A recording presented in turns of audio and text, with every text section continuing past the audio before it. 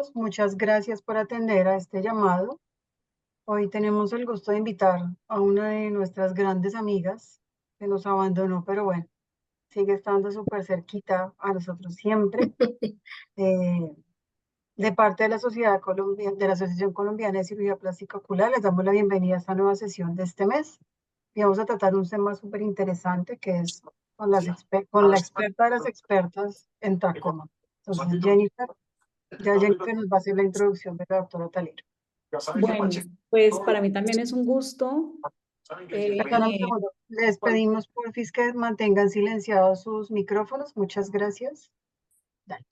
bueno, ahora sí, para mí también es un gusto presentar hoy a la doctora Sandra Talero, gran compañera y amiga, oftalmóloga, egresada de la Universidad Javeriana, oculoplástica, egresada del programa de la Universidad Militar, alumna del doctor Luis Alberto Ruiz, y también saludista pública de Johns Hopkins University. Ahorita, la doctora Talero se encuentra trabajando en la OPS como oficial técnico de enfermedades infecciosas desatendidas en la unidad, perdón, de enfermedades desatendidas tropicales y transmitidas por vectores en el Departamento de Prevención, Control y Eliminación de Enfermedades Transmisibles de la OPS, un cargo pues muy importante, con muchas responsabilidades. Y bueno, pues ella pues tiene una historia muy interesante desde cuando era oculoplástica, que se involucró en unos estudios de tracoma, en el trabajo de tracoma en Colombia, pues como pionera de estos programas. Y pues de ahí hizo después su maestría en salud pública y pues terminó ahora abandonando la oculoplástica y abandonándonos a todos para irse a trabajar en Washington en la OPS. Entonces, pues hoy ella nos va a compartir algo de su experiencia en los proyectos que está trabajando actualmente y uno de ellos pues es la iniciativa para la eliminación del tracoma en las Américas. Así que, Sandra, bienvenida y pues muchas gracias por aceptar nuestra invitación para ayudarnos en este webinar. Bueno, no, muchas gracias por la invitación. Pues para mí siempre ha sido un gusto participar en estas convocatorias que se hacen académicas y pues en este caso para presentar esta iniciativa que es una de las actividades que estoy realizando en este momento. Entonces, no sé si ahí puedo ya compartir mi pantalla. Sí, ya puedes. Ok.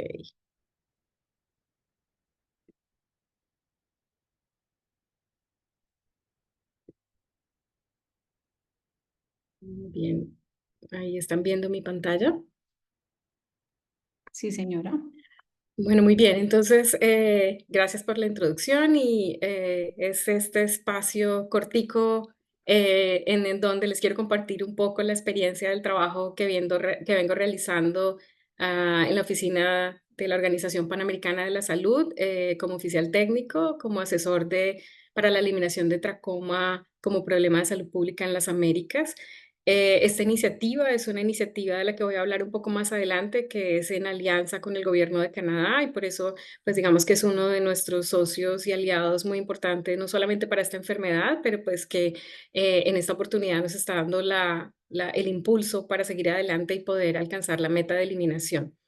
Entonces, el tracoma es una de las 20 enfermedades infecciosas desatendidas que ha sido priorizada y puesta en las agendas de salud pública en dos grandes compromisos que ha hecho la Organización Panamericana de Salud. Una es la iniciativa de eliminación de las enfermedades transmisibles. Esta es una política de la OPS en donde se busca eliminar más de 30 enfermedades y condiciones relacionadas. Una política que fue lanzada en el 2019 y donde el tracoma hace parte de esas enfermedades que se busca eliminar en la región, pero también en la hoja de ruta de las enfermedades tropicales desatendidas. Esta, digamos que es una resolución aprobada por la Asamblea Mundial de Salud en el 2030.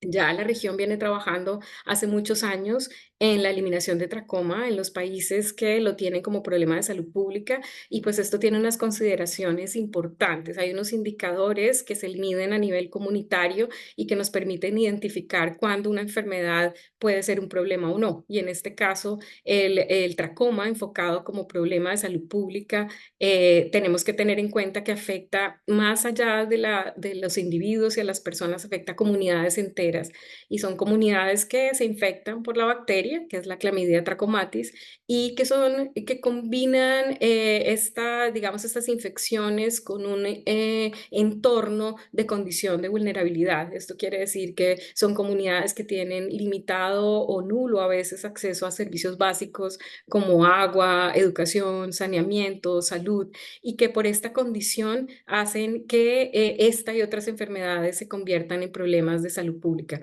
La clamidia especialmente se transmite fácilmente, es una bacteria que tiene, digamos, su reservorio en secreciones oculares y nasales, y es el contacto directo con estas secreciones la que facilita su transmisión, pero también el uso compartido, por ejemplo, de toallas en nuestras comunidades, por ejemplo, que tienen habitaciones en donde las condiciones hacen, por ejemplo, que tenga que compartir hamacas, se vuelven estos elementos también elementos de transmisión.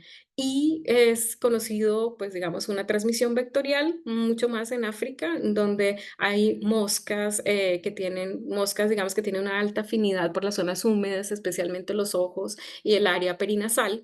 Estas moscas son de una variedad que se llama sorbens, y se ha, digamos, determinado que tienen esta capacidad vectorial por poder posarse en las secreciones y luego mecánicamente en sus patas llevar la bacteria y poder tener ese poder de transmisión a otra persona. Entonces, en las Américas no tenemos esta mosca. Aquí hay una mosca mucho más pequeña, una mosca más de materia orgánica, de fruta, que se llama Hypelates iliohypelates, que está en estudio un poco de saber si tiene o no algún compromiso vectorial, pero pues es esta materia orgánica la que agrupa estas moscas, y es en algún sentido podría ser transmisión mecánica a través de ellas, otra forma de transmisión. Entonces, cuando tenemos personas infectadas, en donde si ustedes se ponen a pensar, la presencia de secreciones oculares y nasales se da más en los entornos de una cara sucia, de un niño, y estas infecciones y esta transmisión está, digamos, presente de forma activa en las comunidades, es frecuente que se presenten conjuntivitis a repetición, una conjuntivitis digamos, común que ustedes ven con enrojecimiento ocular, un poco de lagrimeo, la secreción, pues digamos, estas lagañas presentes, una secreción nasal con la presencia de mocos alrededor del área perinasal. Y estas conjuntivitis, cuando se presentan a repetición, son los que determinan el problema, digamos, como factor predisponente para desarrollar otros cambios. Entonces, una sola infección no hace daño, pero es las infecciones o son las infecciones a repetición las que pueden producir algunos problemas, como ya lo vamos a ver, que son especialmente los signos clínicos de la enfermedad, en los que hay unas formas activas que se presentan más en los niños, donde hay una inflamación visible en la conjuntiva del párpado superior, y es estas infecciones a repetición, como les decía, los que desencadenan una respuesta inmune que lleva a cambios progresivos. Nosotros, digamos que tenemos en la literatura modelos matemáticos en donde vemos que estas infecciones a repetición, y cuando se hacen estos modelos hay cálculos que hablan de entre 85 y 90 infecciones a repetición para producir ya cambios cicatrizales en el párpado superior, y estos cambios cicatrizales pueden o no evolucionar a la inversión de las pestañas hacia adentro, la presencia de un entropion, en donde ya por un daño crónico en personas Claro, yo feliz. por personas más adultas, que en general presentan más de 150, 160 infecciones a repetición, pueden, por retracción de la conjuntiva, producir entropion y un roce constante de las pestañas al parpadeo. Este roce constante de las pestañas es el que puede evolucionar eventualmente a discapacidad visual y ceguera. Este signo de daño crónico se llama triquiasis tracomatosa. Entonces, un poco la Organización Mundial de la Salud, teniendo en cuenta estas condiciones de vulnerabilidad y la presencia del tracoma en áreas pobres, dispersas, de difícil acceso, desarrolló digamos, unas guías para que el diagnóstico pudiese ser hecho a nivel comunitario, un poco más allá de lo que se puede reconocer en un consultorio, con equipos especializados, con una lámpara de hendidura, y estos, digamos que son los signos clínicos reconocibles por un profesional de salud, que puede ser un trabajador comunitario, un auxiliar de salud, un auxiliar de enfermería, que son los que generalmente acceden a estas zonas en donde se encuentran las poblaciones que podrían estar afectadas o no por tracoma. Y entonces tenemos, digamos, una imagen acá en la pantalla superior en donde vemos cómo esta área demarcada con líneas que ven acá es el área de examen. Ahí en esta área es donde se buscan los signos clínicos de la enfermedad. Acá vemos pues, la conjuntiva sana, la trama vascular y cómo cuando ya hay cambios por la infección, específicamente hablando de inflamación tracomatosa folicular, que se observa en esta misma área de examen y que se define con la presencia de al menos 5 folículos de por lo menos 0.5 milímetros o más, se puede hacer el diagnóstico de esta forma activa de la enfermedad, que se conoce como TF o inflamación tracomatosa folicular. Entonces, estos son signos activos que, como les mencionaba antes, son signos visibles de actividad de la infección que se buscan en niños. El grupo poblacional que nosotros, digamos, en el cual nosotros enfocamos los esfuerzos de búsqueda de formas activas de la enfermedad son los niños de 1 a 9 años. Y el otro signo que podemos ver también en niños es la presencia de una inflamación tracomatosa intensa, en donde ven ustedes acá los cambios de la conjuntiva palpebral superior, en donde hay un borramiento de los vasos. Cuando más del 50% de la trama vascular está borrada por el proceso inflamatorio, se puede hablar de TI o de inflamación tracomatosa intensa, siendo estos dos signos clínicos, tanto la TF como la TI, los que buscamos en niños menores de 9 años. Luego, como les mencionaba, estas conjuntivitis aparecen, desaparecen, aparecen, desaparecen, y con el tiempo se va generando un cambio en el colágeno y se producen estas bandas fibrosas fácilmente visibles. Estas bandas, digamos, como les mencionaba antes, son el resultado de infecciones a repetición, y cuando una persona tiene más de 80, 90 infecciones a repetición, se pueden encontrar también en el párpado superior, que es el sitio donde se buscan los signos de tracoma. Entonces se conoce como TS, una tracoma cicatrizal. No todas las personas que tienen tracoma cicatrizal evolucionan a las formas más avanzadas de la enfermedad, pero pues cuando vemos tracoma cicatrizal y estamos en un entorno en donde hay transmisión y las personas siguen infectándose, pues puede evolucionar al otro signo clínico, que es la triquiasis tracomatosa.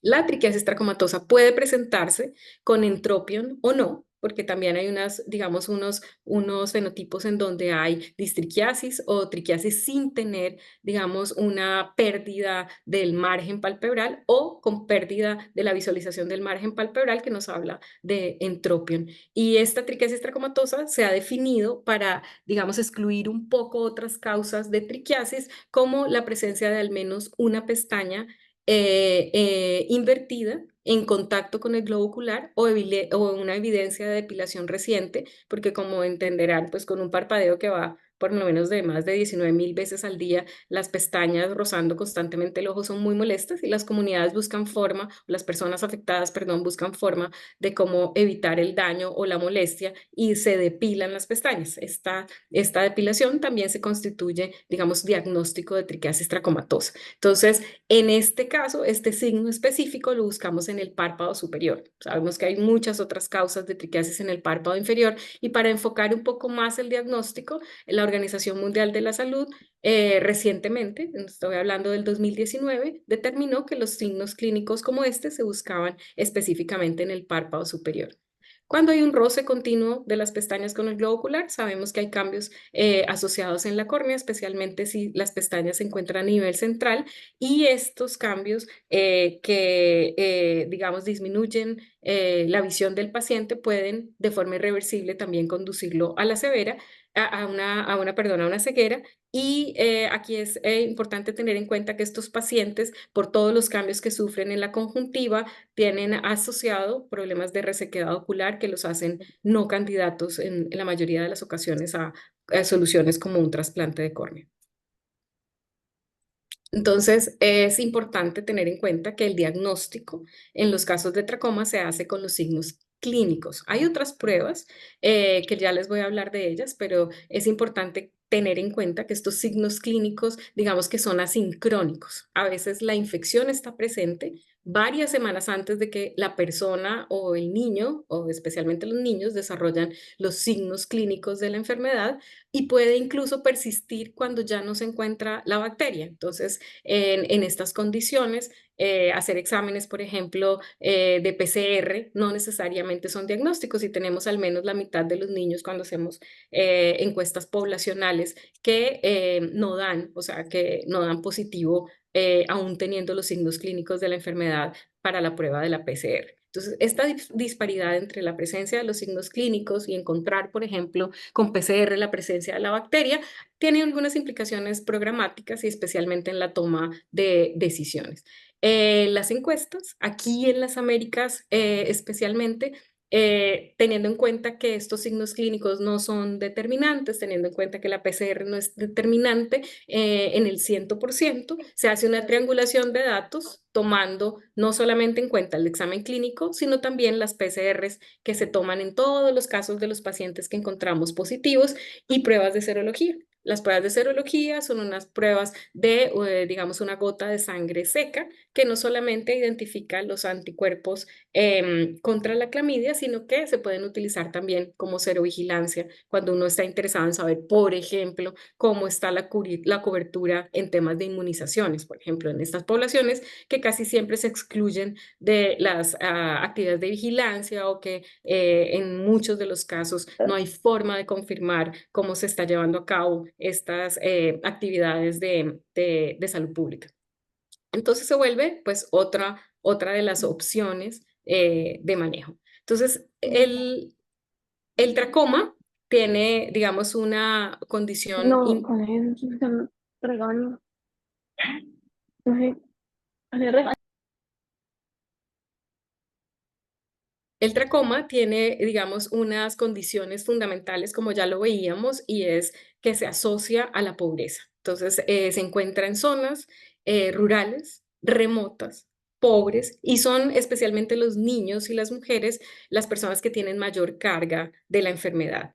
Ya veíamos cómo los niños son los reservorios de la enfermedad y las mujeres se vuelven más vulnerables a la enfermedad precisamente por sus roles de género tradicionales como cuidadoras de niños, que en estas áreas donde el tracoma es endémico hay una alta transmisión, ellas están mucho tiempo en contacto con los niños, mucha más posibilidad que un hombre, por ejemplo, que sale a actividades de siembra, actividades de caza, actividades de recolección, al contacto con la bacteria y acumulan muchas más infecciones a repetición, lo que las hace más vulnerables para presentar las formas avanzadas de la infección, como la triquiasis tracomatosa. También pues tienen mayor problema por falta de educación, tienen muchas labores del hogar, el cuidado de las, por ejemplo, en las zonas amazónicas, de las chagras, que son el cultivo para uno de los elementos más importantes en su dieta, que es la yuca venenosa, la yuca brava. Tienen pobre acceso a la educación y limitado acceso a los servicios de salud precisamente por el cuidado que ejercen especialmente de niños pequeños. Aquí les muestro una fotografía de una de las jornadas quirúrgicas que realizamos o que acompañamos en Sololá, que es el área endémica de Guatemala, con el doctor Ruiz, me acompañó en esta misión, en donde pues se operaron pacientes o personas con triquiasis tracomatosa. Entonces, siendo el tracoma un problema de salud pública, ¿cómo eliminarlo? Entonces, la Organización Mundial de la Salud tiene una estrategia de eliminación que, digamos, que aplica a nivel mundial o que recomienda más bien a nivel mundial. Y esta estrategia de eliminación tiene 4 componentes. El primer componente, esta es la sigla en inglés, es SAFE. El primer componente es de cirugía, por surgery, y es para tratar precisamente estos casos de daño crónico o de enfermedad avanzada para corregir la posición de las pestañas, corregir la triquiasis tracomatosa. El componente A, que tiene que ver con la administración masiva de antibióticos para eliminar la transmisión de la infección por Clamidia trachomatis. Estos antibióticos no se administran a casos, sino se administran con base poblacional. Esto quiere decir que en las comunidades que hay endemia, dependiendo de la prevalencia que medimos con actividades de vigilancia como las encuestas, determinamos ese porcentaje de prevalencia que nos permite saber si tenemos que dar administración masiva de acitromicina, que es el antibiótico recomendado para frenar la transmisión de la infección, una vez al año, por 3 años o hasta por 5 años, dependiendo del valor de la prevalencia en las áreas endémicas. El componente F, como les mencionaba, sabiendo que el reservorio de la infección son las secreciones oculares y nasales, es la higiene facial. Entonces, la promoción de hábitos de higiene, lavado de manos, lavado de cara, para prevenir la infección es otro de los componentes, quizá uno de los más importantes, no solamente porque previene infecciones por tracoma, sino porque impacta otras enfermedades que afectan a las poblaciones. Y el componente E, que tiene que ver con el mejoramiento ambiental, mejorar no solamente condiciones de hacinamiento, mejorar condiciones de la vida de las personas, ese mismo compartir a veces por las condiciones en las que se tiene en las habitaciones o en las comunidades. Y el otro punto importante.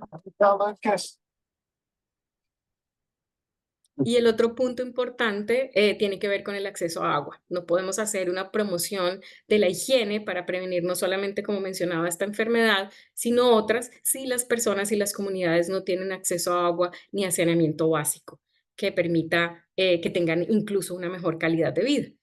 Estos componentes, estos 4 componentes deben ser sensibles al género, como ya veíamos por esa componente desproporcionado de afección de las mujeres, y también tiene que tener un componente de diversidad cultural o de interculturalidad, teniendo en cuenta que en las Américas la enfermedad se presenta en las áreas endémicas donde se presenta, tienen poblaciones indígenas.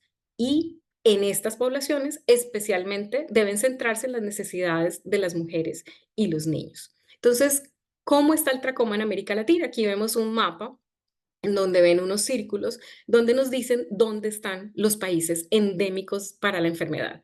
En estas poblaciones rurales dispersas de estos países endémicos que son Brasil, Colombia, Guatemala y Perú, se encuentran los problemas y especialmente les mencionaba que la población que habita en estas zonas es población fundamentalmente indígena, en donde la población a riesgo total en estos 4 países es alrededor de 5 millones de personas. México es el único país de las Américas que ha eliminado el tracoma como problema de salud pública. Lo logró en el 2017 y actualmente pues, se encuentra realizando actividades en ese periodo post-validación para mantenerse libre de la enfermedad, evitar recrudecimiento y la aparición nuevamente de la enfermedad.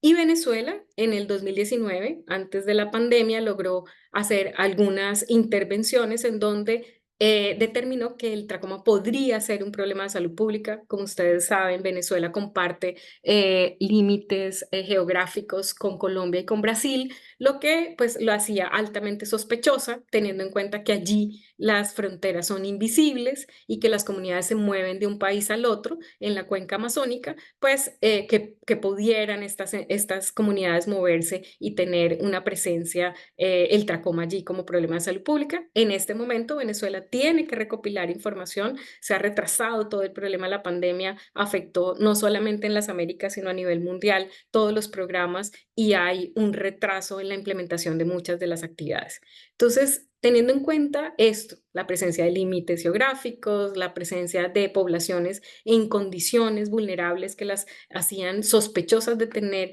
tracoma, la OPS, la Organización Panamericana, se hizo la pregunta de, bueno, ¿y qué pasará en esos otros países en donde tenemos este tipo de poblaciones? Hizo una escala de priorización en la que con la Universidad de Johns Hopkins y el Dana Center, que es uno de los centros colaboradores de la organización, se hizo un ejercicio en donde se miraron archivos históricos, se determinaron determinantes sociales, se vieron, por ejemplo, cercanía con áreas endémicas y se determinó que algunos países por municipio tenían más riesgo que otros. Y aquí es donde entra esta iniciativa de eliminación de tracoma. Nosotros durante los últimos años habíamos venido trabajando en un protocolo de cómo pensar, cómo abordar a los países, pero especialmente, y ustedes lo entenderán por el nombre, las enfermedades infecciosas desatendidas son desatendidas. O sea, no se cuenta con muchos recursos para trabajar en ellas porque no están en la agenda de salud pública y no son la prioridad de los países. Se encuentran en estas poblaciones estadísticamente invisibles que también las hacen un poco más difíciles de abordar. Entonces, el gobierno de Canadá, en este caso, desde el año pasado, hizo una alianza con la Organización Panamericana de la Salud y le dio la posibilidad a esta iniciativa de eliminación de hacer realidad, no solamente como una continuación del trabajo que por años vienen haciendo los países endémicos, sino de verificar si en estos países que salieron priorizados por tener las poblaciones que les mencionaba antes, se podría determinar si el tracoma es o no un problema de salud pública y para impulsar las acciones que venía realizando México en este periodo post-validación. Entonces, esta iniciativa es una iniciativa donde se aportó por el gobierno de Canadá 15 millones de dólares canadienses para trabajar en estos 10 países priorizados de la región de las Américas por 5 años. Ya terminamos el primer año de implementación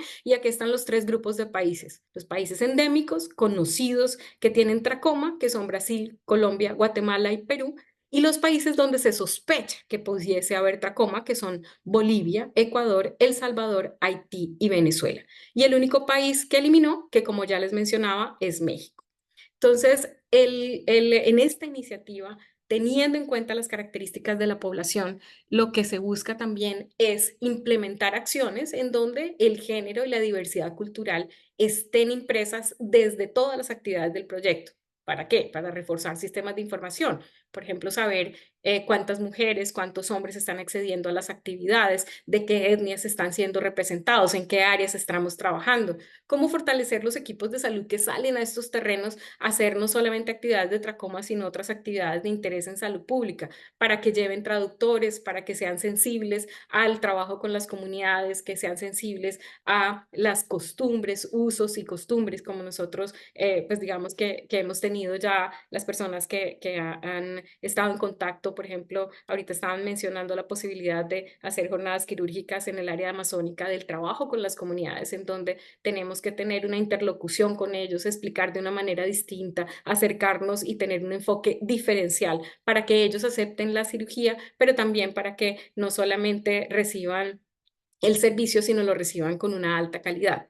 Hay una herramienta ahora que estamos adaptando y trabajando, que son los diálogos interculturales. Ya Colombia tiene mucha experiencia en diálogos interculturales, pero es esta posibilidad de tener una posibilidad de comunicación de iguales con las comunidades, con los médicos tradicionales, con las autoridades de salud. Permite esta metodología llegar a acuerdos que permitan avanzar en un sistema en el que vemos que se toman decisiones a veces sin el concurso de las personas que van a recibir el servicio.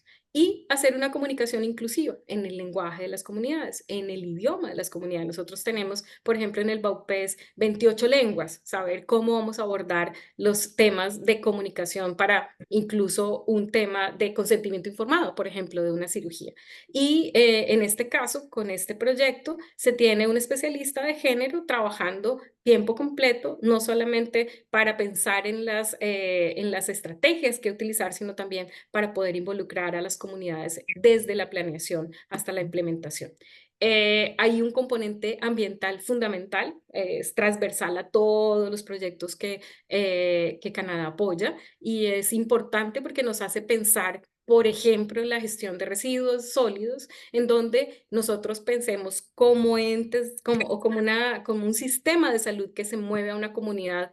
¿Qué tipo de residuos estoy generando? ¿Cómo hacer el manejo de los mismos? ¿Cómo no dejarle los problemas a la comunidad? Pero de la misma forma, enseñarles a las comunidades en cómo hacer una gestión de los residuos que sea amigable con el ambiente, teniendo en cuenta todos los problemas asociados del cambio climático que tiene la generación de residuos. También cómo reducir la huella de carbono en las actividades del proyecto. Claro, en algunas áreas es imposible reducir la huella de carbono cuando tengo que hacer un trayecto desde la capital hasta la capital del departamento, luego tengo que moverme en una avioneta más pequeña para llegar a la comunidad, luego de la comunidad tengo que coger un bote, irme río arriba y luego, pues, digamos que completo un recorrido que de otra forma no se pudiese hacer, pero sí pensar que todas las actividades que hacemos generan algún grado de huella de carbono y poderlo medir y también saber cómo es el impacto de lo que estamos haciendo. Y específicamente, como ya lo veíamos, en la estrategia de eliminación está la higiene facial y el saneamiento y el acceso a agua potable. Y también cómo desde este componente ambiental tenemos que generar estrategias para mejorar la calidad de vida de las personas.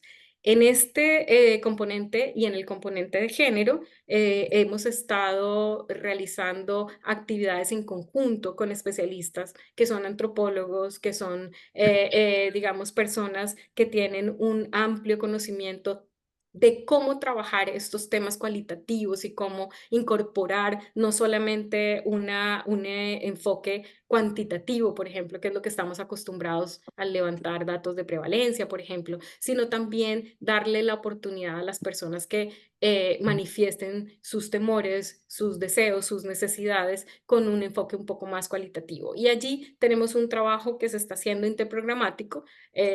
No es fácil integrar a todas las personas que pudiesen ayudar, por ejemplo, a generar una estrategia, una metodología, pero es importante pensarlo desde el objetivo final, que es llegar a las comunidades y poderles dar un servicio que ellos acepten también. O sea, no solamente que ofrezcamos un servicio, que nos sentemos a esperar que lleguen pacientes, por ejemplo, a cirugía, sin haberles preguntado qué barreras pueden tener para llegar a acceder a los servicios. Entonces, esta comunicación constante de ida y venida, de que esta multivía, digámoslo así, es el que hace precisamente que tenga mayor aceptación una de las intervenciones o todas las intervenciones.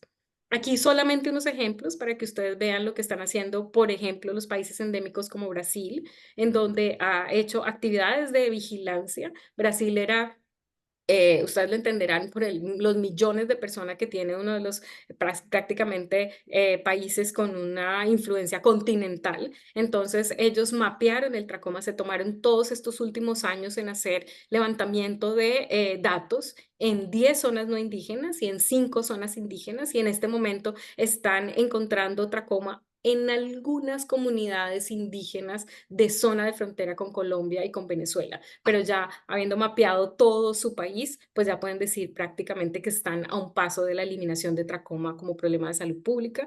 Están diseñando estudios complementarios específicamente para estas áreas indígenas adicionales, teniendo en cuenta que algunas son muy vulnerables. No sé, ustedes conocen a una de las etnias que tiene un comportamiento nómada y que se mueve entre Venezuela y Brasil, que son los Yanomamis, que tienen muchísimos problemas de salud y muchos problemas de salud pública, en donde pues hay que pensar una estrategia específica para ellos para poder prestarles un servicio y en este caso prestarles un servicio más humanitario que otra cosa. Y está diseñando metodologías teniendo en cuenta que su población ya es muy reducida y que tiene, pues digamos, un componente de diversidad cultural tan importante de cómo diseñar unas actividades que sean acordes con las necesidades de la comunidad. En Colombia, por ejemplo, se ha venido dando administración de medicamentos con una regularidad no óptima, con unas coberturas no óptimas y se ha hecho un enorme esfuerzo durante los últimos años para lograr coberturas porque el dar administración masiva en condiciones de selva como las que tenemos en los distritos endémicos para tracoma, no sé si ustedes lo saben, pero Colombia tiene 6 distritos en donde el tracoma es un problema de salud pública que están en los departamentos de Vaupés, Guaviare, Guainía, Bichada y Amazonas, en donde las condiciones de las poblaciones rurales pues hacen que sea siempre un reto pensar en tener coberturas o más del 80% de la población rural. Entonces se está haciendo acciones para poder lograr esas metas que frenen la transmisión de la infección y pues diseñando actividades de encuestas de vigilancia que son también muy costosas en estas zonas y cómo adaptar las intervenciones dándoles un enfoque intercultural para que lleguen a las personas de las comunidades. México, por ejemplo, está ya en este periodo post-validación de la eliminación, en donde, teniendo en cuenta digamos, eliminación de la transmisión de la infección, lo que tenemos que hacer por lo menos durante 10 años después de que se logre el objetivo de eliminación es seguir buscando a los pacientes que generan el daño crónico, que tienen la triquiasis tracomatosa, y darles el servicio de cirugía, en este caso en la zona previamente endémica que está en el estado de Chiapas. Aquí también aprovecho y doy el agradecimiento a 2 cirujanos colombianos que nos apoyan permanentemente en las campañas y en la supervisión de otros cirujanos, que son el doctor Mauricio Sea y el doctor Luis Alberto Ruiz, que nos han acompañado en campañas de cirugía en Guatemala y en el mes pasado en México. Mauricio, muchas gracias. En resumen, los otros países en donde se sospecha que el tracoma podría ser un problema de salud pública han centrado sus esfuerzos durante este último año en hacer diseño de cuál estrategia van a utilizar para ir a las comunidades y verificar si el tracoma podría ser o no un problema de salud pública, que son básicamente usando una metodología que son evaluaciones rápidas de tracoma. Y aquí vemos cómo en la fotografía inferior ya se empezaron a implementar en Bolivia, especialmente en la zona del Chaco boliviano, una zona muy árida donde las condiciones de la población pues son propicias para tener la enfermedad. La integración de actividades es una de las características que tenemos. Colombia ha sido un pionero en este tipo de estrategias, en donde se llega a una comunidad. Acá vemos, por ejemplo, que se llegó con actividades de tracoma, se llevó, en este caso, se tuvo el acompañamiento de una ONG alemana que se llama Good Vision, para ir comunidad por el río, haciendo con optometría exámenes de agudeza visual y dando gafas en las comunidades que ellos tienen, con unos dispositivos especiales que solamente es encajar los lentes, lo que permite que de forma inmediata se le entreguen sus anteojos.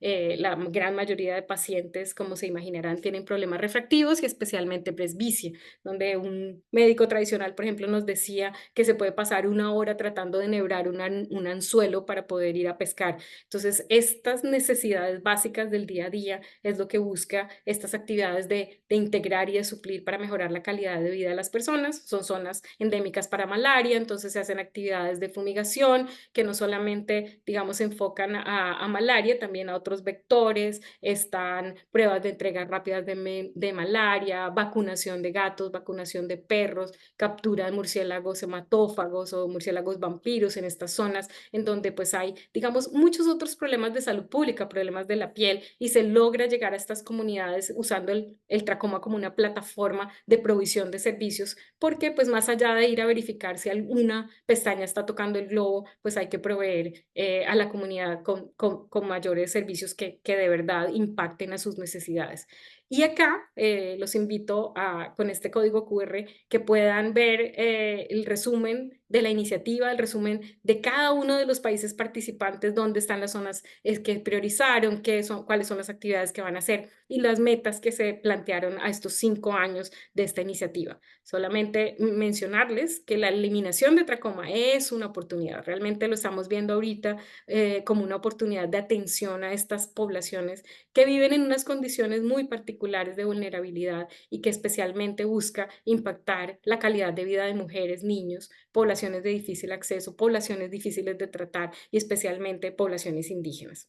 Esta iniciativa de eliminación de tracoma se enmarca, como les mencionaba antes, en una gran iniciativa de eliminación que busca eliminar más de 30 enfermedades transmisibles y condiciones relacionadas, con una meta al 2030, donde la Organización Panamericana de la Salud busca proveer mayor acceso a servicios, dar mejor atención sanitaria, mejorar los diagnósticos, dar tratamientos más oportunos y de la misma forma trabajar de forma intersectorial para poder dar provisión o facilitar la comunicación y el trabajo con otros ministerios de salud para proveer acceso a agua y saneamiento básico. En esta iniciativa se busca un enfoque común, multienfermedad, dentro del sistema de salud, trabajando, como les mencionaba, con otros sectores. Colombia, la semana pasada lanzó, no es, digamos, perdón por la cuña, pero ha sido uno de los países que lanzó esta iniciativa de eliminación. Brasil ya lo había hecho en las semanas anteriores y que busca este abordaje precisamente multienfermedad, que es un reto, pero que en las Américas, teniendo en cuenta que se tiene historia de eliminación de enfermedades, sabemos que los recursos son mayores y que podemos abordar este reto. Entonces acá un poco el lanzamiento la semana pasada de este plan, y con esta diapositiva darles muchísimas gracias por la invitación y pues dejar abierto la opción si quieren hacerme alguna pregunta que ojalá pueda contestar. Muchísimas gracias. Sandra, muchas gracias, eh, muy interesante pues el programa, muy interesante tu actividad y sobre todo pues también quiero felicitarte porque pues tú eres y has sido la pionera y pues la persona que más ha dedicado tiempo en este país a la eliminación del tracoma, pues todas las actividades que haces yendo a trabajo de campo realmente es algo de admirar porque pues no todos pues estamos dispuestos o están dispuestos a hacer ese trabajo de campo como tú lo has hecho. Bueno, pues no sé si haya preguntas en el público. Yo tengo unas, pues en cuanto a a la iniciativa en Colombia, bueno, respecto a los otros países, creo que vamos un poquito más adelantados, ¿cierto?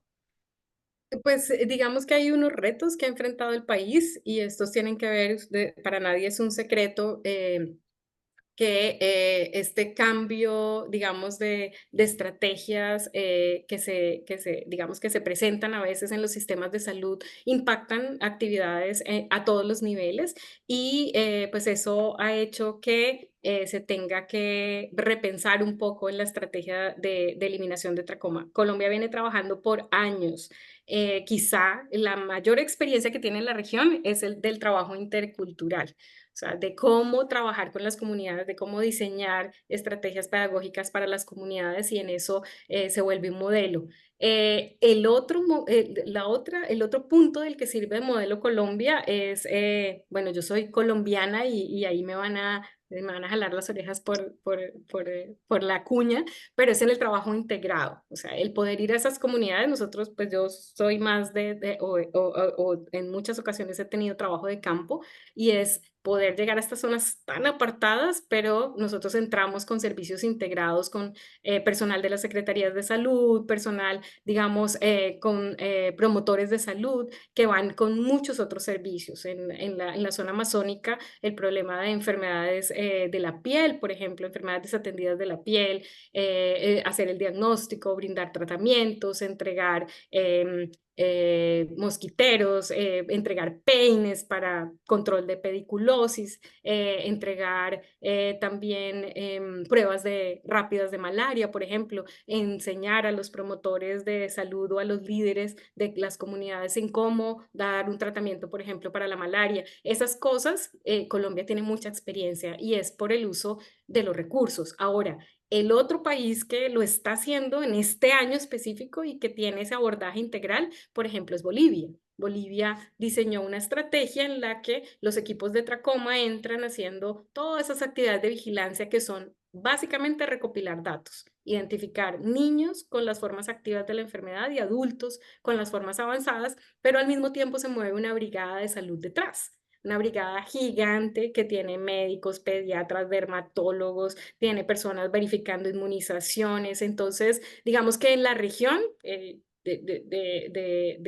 a nivel mundial, en la región de las Américas, es quizá en donde más experiencia se tiene en trabajo integrado con otros eventos de salud pública.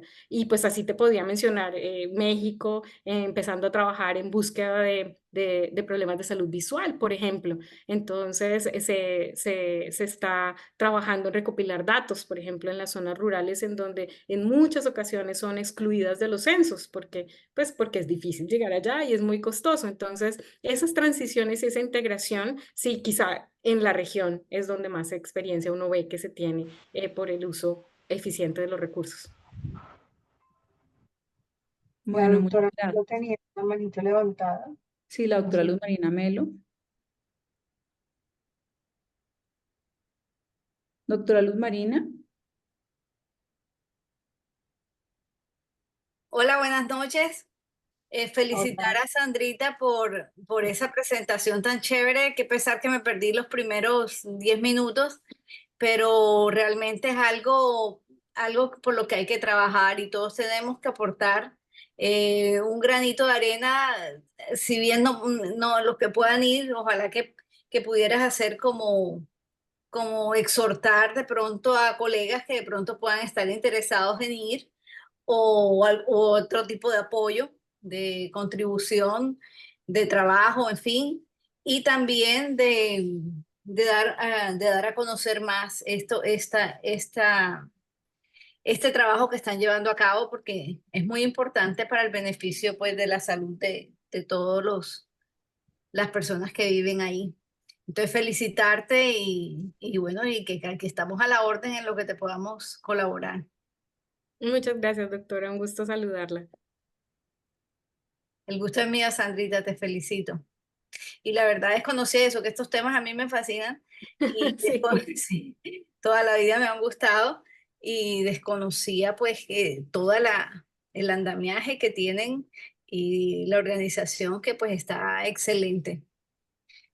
Te Sí, felicito. no, muchas gracias. Y la verdad, sí es una oportunidad. En la región se está haciendo un desarrollo de metodologías y planeación para que podamos integrar salud visual. Salud visual es quizá una de las principales peticiones y a veces hasta demandas de las poblaciones. Uno llega con otros servicios y dice, pues yo no veo, necesito gafas. Y en estas zonas no llega nadie. Entonces, solamente mencionar que hay, digamos, ya unas estrategias que se están impulsando desde la Organización Mundial de la Salud y la Organización Panamericana, pues también como, pues digamos, ser también representante en la región de trabajo con consultores, con personas digamos, que están trabajando ya hace años en salud ocular para ver cómo integramos actividades y acciones que nos permitan dar respuesta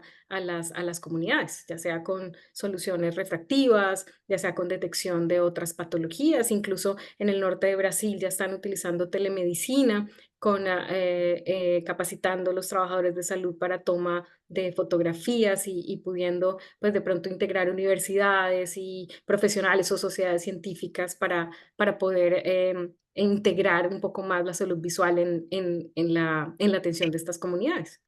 Porque en la parte ya oftalmológica sí te digo que para que cuentes con la sociedad colombiana, porque hay mucho interés en contribuir y colaborar en esta parte de responsabilidad social que todos tenemos. Sí, muchas gracias. Sí, estuve haciendo algunas consultas hace un par de semanas y yo creo que probablemente me acerque nuevamente porque hay un interés de trabajo conjunto, por supuesto. Y fíjate, ahora el próximo mes, ahora en junio, hay un meeting en México con la IAPB, entonces yo voy a ir Sí, y sí, ya sí, me sí, sí, gustaría sí. si conversamos después para ver qué otra cosita se pudiera llevar allá. Sí, del grupo nuestro va a estar Joao Fortes Furtado de Brasil. Ah, ok. Él va a estar allí con Carolina Gómez y entonces, claro que sí, ellos conocen y están involucrados con el programa, con el proyecto, con el programa. Súper.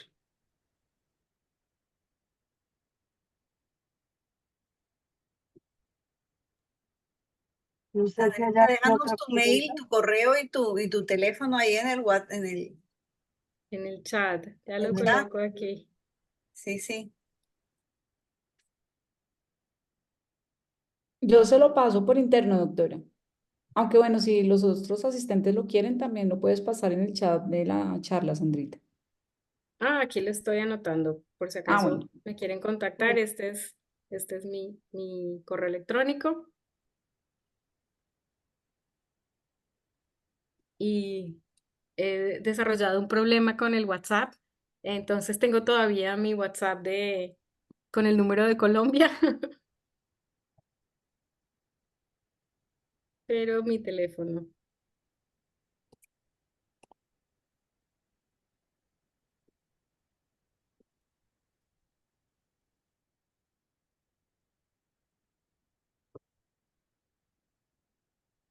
Y ahí está mi WhatsApp para si requieren alguna cosa adicional, con muchísimo gusto. Gracias, Sandrita. Bueno, ¿alguien más tiene algún otro comentario?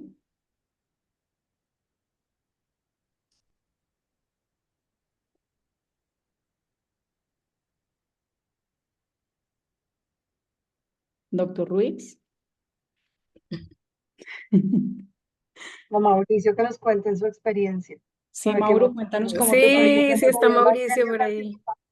Pues yo he escuchado también anécdotas del doctor Ruiz en Guatemala, porque creo que la receptividad de los pacientes no es la misma en todas partes, ¿no? Entonces a veces creo que eso es como, bueno, aunque pues creo que de ahí surge todo esto de la integración multicultural que nos contaba Sandrita.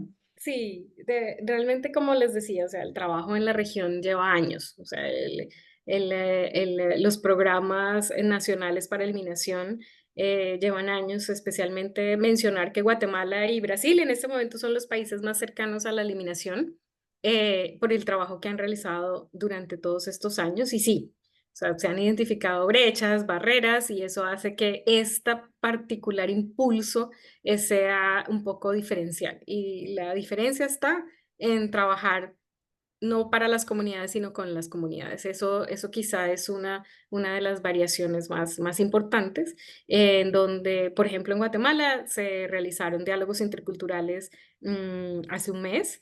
Y de 8 pacientes que estaban ya, pues digamos que habían aceptado la cirugía, ya esta semana, ayer empezaron las jornadas quirúrgicas en Guatemala, ya lograron que fueran 35. O sea, que la metodología funciona, el hablar con las comunidades, el tener personas de representantes líderes, muchas veces tener la sensibilidad de balancear grupos y tener más mujeres que quizá tienen una entrada mucho más suave, más aceptada en las comunidades y en las casas de las personas, hace que mejore la situación.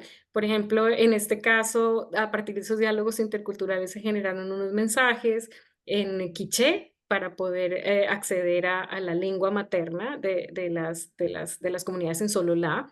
Y no solamente se explicó lo que se iba a hacer, sino también se trabajó digamos, con la experiencia exitosa de otros pacientes que ya habían sido operados. Entonces, el que le diga a uno, otro paciente que vive en la misma comunidad, cómo le fue, qué sintió, cómo pasó eso, ese voz a voz y ese testimonio sirvió muchísimo para que las personas tuviesen un poco más de información primero, y lo segundo, que estuviesen más abiertas a recibir una recomendación como cirugía.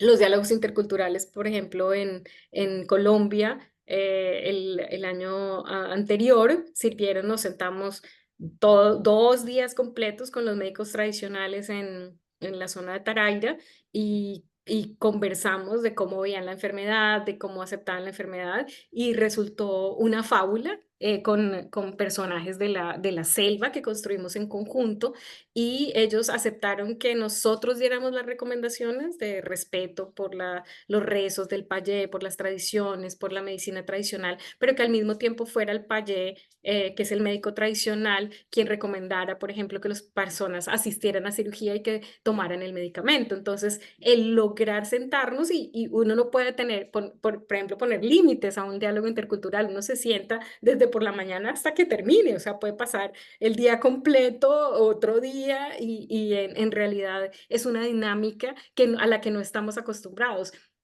Con el doctor Ruiz y con Mauricio tuvimos la experiencia en el Baupés, por ejemplo, de antes de iniciar las jornadas de cirugía hacer un momento de armonización en donde el payé, que es el médico tradicional, nos reza, nos pinta la cara, también nos sentamos al lado de pacientes, en donde pues hay una comunicación de armonización en donde nos protege como grupo a que nosotros no hagamos daño al paciente, pero también a que el paciente se sienta cómodo con nosotros. Involucrarlos a ellos, por ejemplo, como traductores, ellos entran a la sala de cirugía, acompañan al paciente durante el proceso quirúrgico, eso también ha ayudado mucho a que se acepte la cirugía.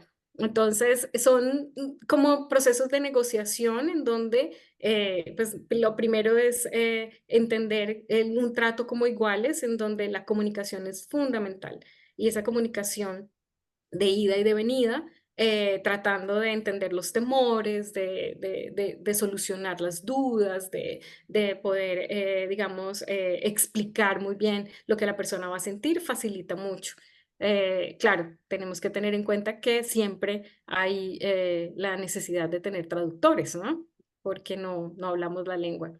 Y son muy diversas lenguas, entonces tampoco pues puedo decir uno que voy a aprender cierta lengua para la comunicación porque son muy diversas las lenguas. Y bueno, son experiencias en terreno, especialmente en cirugía. Hemos diseñado con la ayuda del grupo de cirujanos de Colombia, diseñado estrategias de supervisión, de cómo trabajar con otros cirujanos de otros países y bueno, ahorita nos estamos apoyando como región, estamos un grupo de cirujanos de Guatemala, de México, de Colombia, que trabajan en estas zonas de difícil acceso, que son en las zonas donde está el tracoma, para todos más o menos estandarizar las técnicas, de compartir lecciones aprendidas, de cómo nos fue mejor en esta cirugía o en la otra, de por qué resultó mejor este procedimiento que el otro, qué sutura, qué instrumental. O sea, este compartir de lecciones aprendidas nos ha funcionado muy bien y creo que es una estrategia que pues próximamente será compartida también con cirujanos de Brasil. Entonces, es involucrarnos como grupo, que en la región tengo que decir que todos los cirujanos que trabajamos, no, la gran mayoría más bien de cirujanos que trabajamos somos oculoplásticos.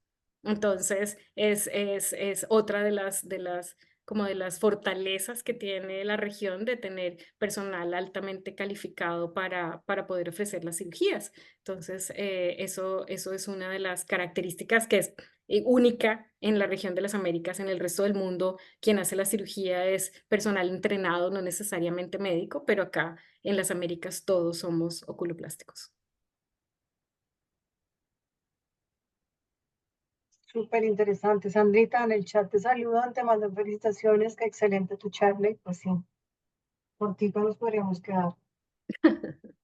No, con Silvia muchísimo gusto. Carrillo tiene la manito levantada. Silvia, cuéntanos.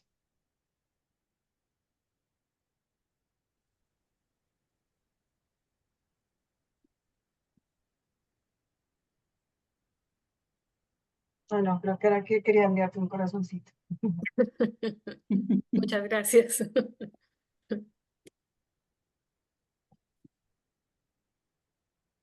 Bueno, creo que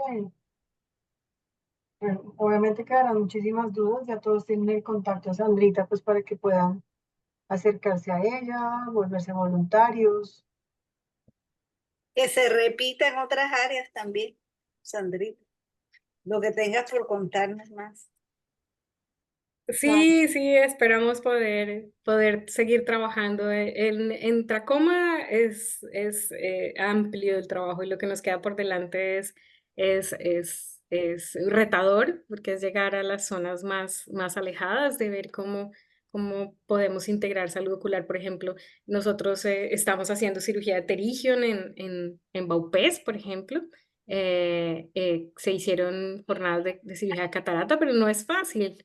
No es fácil, realmente el llegar con servicios no es nada fácil, es un reto, muy costoso además. Pero bueno, tenemos donantes como el gobierno de Canadá, que en este caso está impulsando las actividades. Nos está dando eso que nunca habíamos tenido, que recursos. Súper chévere. Qué bueno. Después vamos a hacer la charla de la técnica, ¿no? Que algunos pues Sí. ya la conocemos y todo, pero pues como para socializarla más, que adicionalmente es muy recursiva para esos, incluso para un entropio de difícil manejo, realmente. Sí, en realidad son técnicas que nosotros ya usamos en pacientes con Steven Johnson, pacientes con quemaduras químicas, porque no es tan frecuente tener entropión de párpado superior y y es retador, claro, es las técnicas y bueno, va a salir el manual de cirugía nuevo, nosotros ya creo que esta semana ya tenemos la traducción en español en las Américas, pero con muchísimo gusto yo se los comparto porque es una herramienta más para tener, para manejo con esta patología tan compleja como es el entropión de párpado superior. Y bueno, allí hay, digamos, unas técnicas básicas que son dos, la rotación tarsal bilamelar y la técnica de Trabut modificado, que son las que se utilizan para tracoma. Sin embargo, digamos, el equipo de cirujanos que como mencionaba aquí están en esta reunión, hemos ido desarrollando algunas modificaciones, algunas otras técnicas para usar porque los pacientes pueden ser a veces bastante difíciles. Incluso desarrollamos también una técnica para manejo de párpado inferior porque a nivel mundial digamos que las técnicas recomiendan manejo de párpado superior, pero en párpado inferior no hay, digamos, un manual como si está disponible para las otras técnicas. Y también recientemente en un entrenamiento hablábamos con Jennifer y mirábamos cómo existe ya, por ejemplo, este maniquí en donde se hace cirugía en el párpado. El instrumento se llama Head Start y es, digamos, validado a nivel mundial como una herramienta pedagógica para aprender cirugía de párpados y hacer todo el proceso de ensayo y error, de altura de la incisión, de profundidad de la incisión antes de entrar a operar pacientes. Entonces, son herramientas que se diseñan a nivel mundial, pero sí, les voy a compartir el último manual, la última, digamos, no la última manual, sino la última versión del manual de cirugía, que es de la OMS.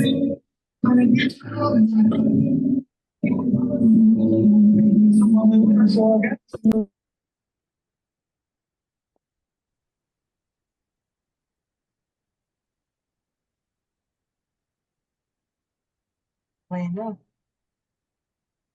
entonces con esto yo creo que ya vamos como por terminada nuestra reunión de hoy. De nuevo agradecerles a todos el haber asistido. Estamos todos los días pensando en charlas que sean de su interés, en temas que sean atractivos. Para todos hay. Como siempre hemos dicho, si alguien tiene un tema que quiera sugerirnos para que, para que lo desarrollemos, para que busquemos, bienvenido siempre. O si alguien tiene un tema para proponerse, o sea, se pueden autolanzar como expositores sin problema. Estamos súper receptivos a todo y siempre todos tendremos algo que enseñar y algo que aprender sobre todo. Bueno, Sandrita, muchas gracias por tu conferencia, de verdad muy interesante. Como decía la doctora Luz Marina, acá podríamos tener mucho más tema contigo. Lástima que el tiempo no nos lo permite, pero pues para siempre estás acá muy invitada, muy bienvenida para todos los temas y todo el conocimiento que nos quieras compartir. Muchas gracias, Sandra, por tu participación. No, muchas gracias por la invitación y es para mí un gusto verlos, de verdad. Bueno, lo mismo. Gracias, Sandrita, abrazos. A ver si se animan a venir a visitarme.